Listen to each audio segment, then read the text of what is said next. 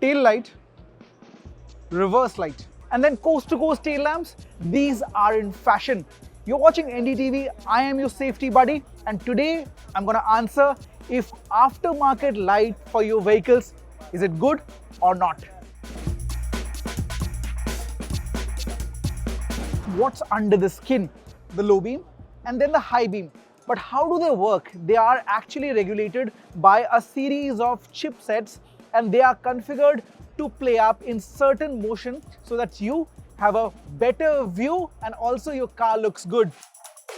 Also in fashion these days are ambient lights. They uplift the mood inside the cabin, but they are equally complex with lots of wiring going all around. LED lights give you flexibility over conventional halogen.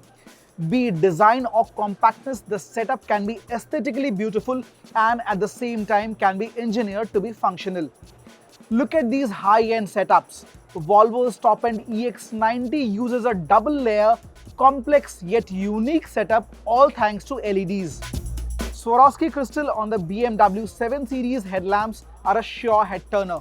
Let's address the elephant in the room. Say yes or no to aftermarket lights.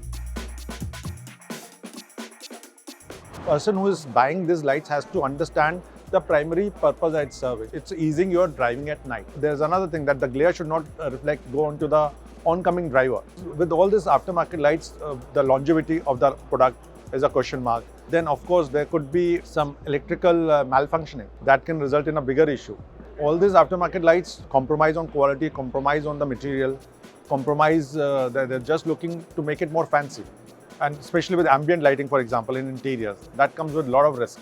Again, it's interacting with all the electrical wires and everything. I would strongly recommend that these aftermarket lights specifically for where the road safety, night driving is concerned, is a big risk. One should not be doing it. It's a big no to aftermarket lights. They risk you, your vehicle, your loved ones, and also fellow passengers on the road.